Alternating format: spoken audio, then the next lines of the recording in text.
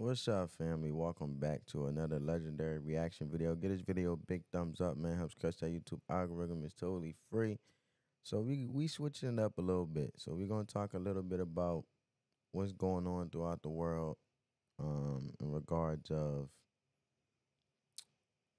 what's happening in the day to day that affects the American people or just people in general, throughout the nation. You know what I'm saying? So obviously, this is Doug in Exile. He does magnificent when it comes to his informative videos on trials and so forth. So I'm just here to give my opinion, let alone receive the insight from this informative information that this very intelligent individual have. So I'm not gonna do no more talking. Let's get straight into the video, man. We've covered the big picture stuff on the Alvin Bragg slash Juan Merchan corrupt trial with Trump and Stormy Daniels.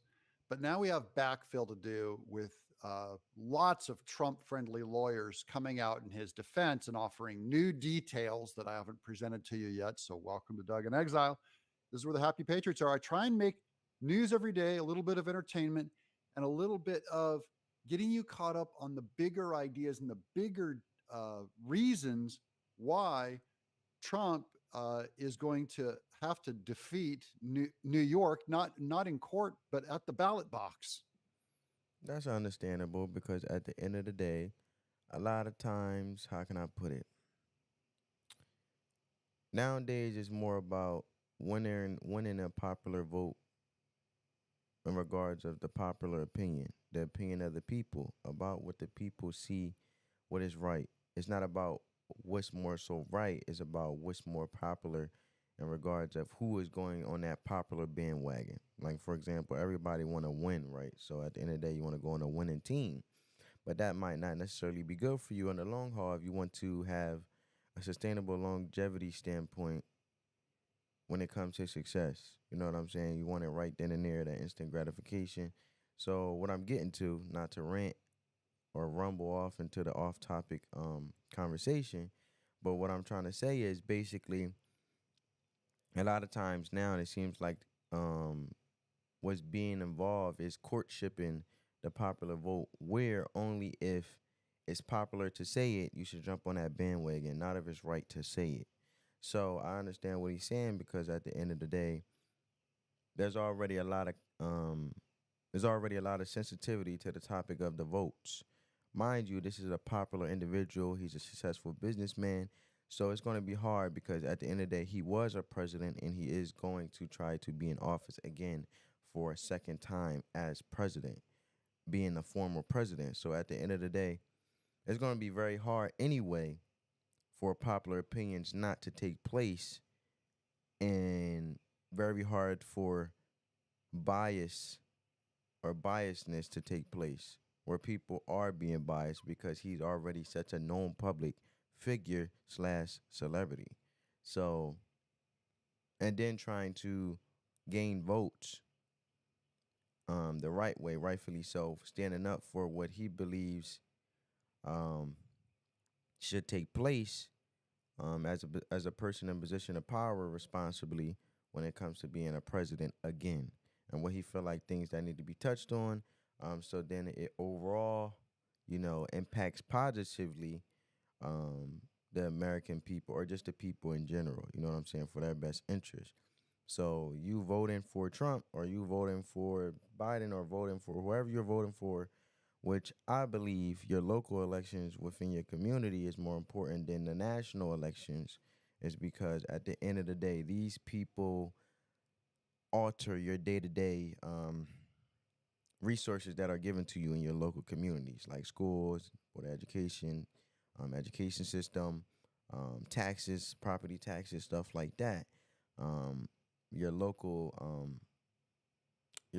candidates who became elected within your local communities. But however, you vote based on what lobbies your interests and what points you stand on and what you think is best. And then at the end of the day, your vote is your voice, right?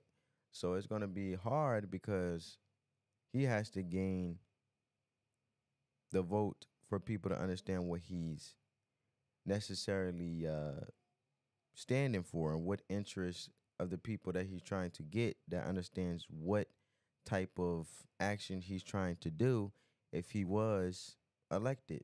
You know what I'm saying? And at the end of the day, it's type hard to just buckle down and nail down on what he's trying to do from an action standpoint to overall for the best interest of the people. And there's already so many other things that he can be looked at and judged from an opinion standpoint and trying to gain the vote of those to elect him. So let's continue. Let's watch. Would you go from felonies to misdemeanors, and what would that mean for Trump? Yeah, you can always ask for a lesser included charge, but Harris, speaking of misdemeanors, this case really started out as a minor bookkeeping misdemeanor that the statute of limitations should have run on years ago. And this trial should sound familiar to the E. Jean Carroll trial, where the statute of limitations was magically removed. They said, oh, because of COVID, we couldn't address this, so we had to put it off. In this case. And then Alvin Bragg digs it up, raises it from the dead illegally, specifically to go after Trump. And then those are normal charges that would be a misdemeanor, and he raised them up to felony charges. Even as he has criminals in New York who go from felony charges, he reduces them down to misdemeanors all the time. By the way, this is one of our favorites, Phil Holloway. He's here on YouTube that we love quoting. But it's Alvin Bragg who is the one that, in my opinion, is being dishonest because he's taking. I'm thankful that Doug actually informed us on who this was speaking, because I didn't know who he was. But apparently he's a successful attorney who has a YouTube and seemed very known and successful within marketing on the social media standpoint or the social media realm. So let's continue.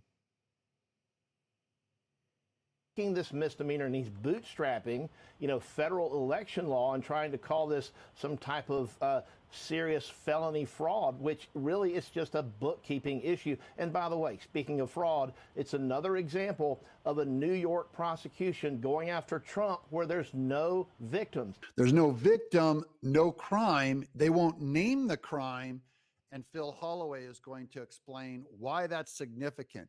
They have to name that crime. About non-disclosure agreements. They are standard. Wealthy people, prominent people use them all the time. Even Fonnie Willis here in the Fulton DA's office has non-disclosure agreements with people in her office, I'm told. So they're trying to nail Trump for having an alleged non-disclosure agreement with Stormy Daniels. The jury is still out on if Trump ever signed it. She signed it. We don't know if he signed it and is being. Okay, makes sense. So they basically trying to see where the non-disclosure standpoint of it, was it officiated or not? And then basically, if it was officiated, then obviously it can't be a crime because you had to be a victim of a crime by something going wrong, and the standpoint of it not being consensual from both parties. Understandable. Being held by it. But she agreed to the hush-up money, which it's not hush-up because they don't like using that word.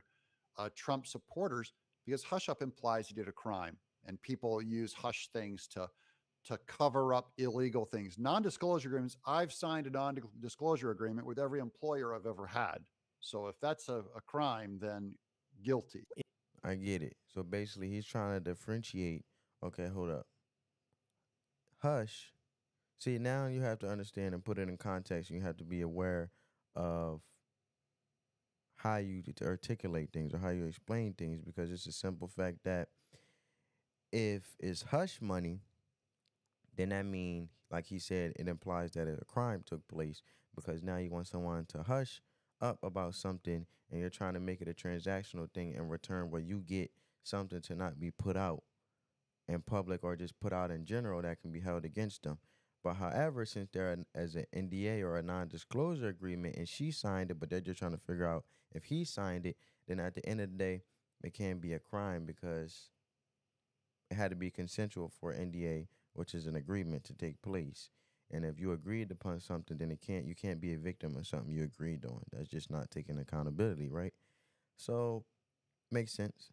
In Manhattan. And we were talking about this in the context of the Sixth Amendment and the right to be put on notice if you're the defendant of what you're accused of. And so what Alvin Bragg has done is he said he committed this misdemeanor, even though the statute of limitations ran, it's really a felony because he committed that misdemeanor with intent to commit another crime. And he literally says in the indictment, actually, committed another crime, and he doesn't specify what that other crime is. And he does that 36 times for 36 felonies. That's Phil Holloway with Ashley Merchant, who was the attorney against Fonnie Willis and Nathan Wade. And she is going to talk about how they will not say what the crime is, what Trump is guilty of. There's no victim. Not to get off topic, but the attorney that was against Fonnie Willis and Nathan Wade, man, you gotta imagine how much business is booming over there with the exposure of being such a magnificent or excellent attorney, I should say. She's very hungry, very go-getter mentality, definitely articulates and very ambitious about making her stance. Got to give her that, and she knows her stuff, so. Victim. Remember, in the Judge Engeron trial, they were going, who did he bilk out of money? If the banks are happy and every business person he's ever been in with, there's no crime. Well, Phil, that actually sounds a lot like what we have going on here in Georgia. She's amazing. If nobody's hiring her as a lawyer, that is crazy because she knows her stuff, bro. Like from inside to inside out. So I could imagine how successful, and I wish her more future success because she's an amazing lawyer or attorney, I should say. Where we have these indictments for making false statements, but the prosecution is refusing to tell us what the false statements are. You know, it's like, oh, they violated an oath, but we're refusing to tell you what oath was violated. They made false statements, but we're refusing to say how they're false or any of that stuff. It's very similar to what's going on here in Georgia. But what I'll say is that the only way to challenge these is pretrial. And if a judge is not willing to do something pretrial, then we end up having to go in front of a jury. And I think that's what you're seeing in New York right now, you know, where Trump is having to go in front of a jury because the judge wouldn't get rid of these. So they will not name the crime. So then if they say that he tried to cover up a crime, which is what triggers it to be elevated from misdemeanor, but they won't talk about, it implies that he's guilty of a crime they've never charged him with. But it's just like Fonnie Willis also couldn't name what lie he told or what misstatement he made. We're in a blue state. That's all by design. Don't get it twisted, folks. Come on, man. We're not going with all that. We ain't going with no color states. No, we ain't talking about colors. We talking about what's going on. You know what I'm saying? We talking about what implies for things to be wrong in regards of a crime or not. I get off topic. Sometimes I feel like we get off topic to try to not get to the thing that is specified or that should be specified, getting down to the nitty-gritty of things. So some people like to ramble around and try to distract or offset the whole conversation with this blue state, red, orange. I don't care what color, to be honest. It could be green state. Look, hey. Folks, they do this intentionally, just like they're bringing the one in Washington, just like Georgia. They pick these states on purpose. The trial is the punishment, and they know they're not going for it. Yeah, that definitely makes sense. Just listening to Doug, a perspective. If you put it in perspective, basically, the trial is the punishment because at the end of the day, that's the people that possibly could be voting for either party or whoever they feel like lobbies their interests and their points and what they agree on and what they stand on for what's best as a community and for what's best for the people as themselves. The trial is going to court the popular opinion, right? So all it takes is for someone to agree and feel like, you know, it's easy. The trial, the voice of the people actually determines the more likelihood of what occurs in any type of court, right? So if the verdict becomes because of the voice of the people and the trial had determined that what it is what it is, then that means it can also have this person overall be looked at from what the jury on trial have determined the verdict being the voice of the people for what it is. So if you're guilty, they look at you like a guilty person. But like I said, this is the court. Instead of it being the facts, the data, and statistics, and also being able to specify what took in place, It's more so, okay, if you can't specify, let's still initiate a trial, and then they will decide the verdict, the voice of the people, and that's what it's going to be. But who to say is factual? So now we're more so, instead of being fair, being fair and about justice, is more about courting the popular opinion for how people see it.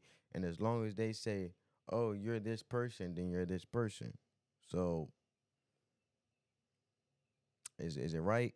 I don't believe it's right. That's just my opinion and my perspective. But that's what I get what he's trying to elaborate and explain, giving it from a perspective as the trials are the punishment. The trials can be the punishment because at the end of the day, it can definitely take um they can definitely take a toll on the votes, especially being a candidate who's trying to run for a position such as going to be a president. It can definitely be a detriment, or it can actually help. However, what I look at it like is they're actually making him bigger than what he is in regards of actually bringing him more to the forefront to benefit his candidacy. That's just my opinion, because what else? At the end of the day, I feel like this is free, what they call it,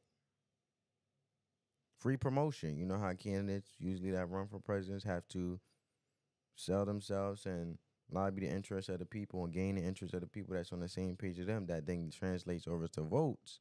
But however, they do commercials, they do banners, they tour around for their campaign.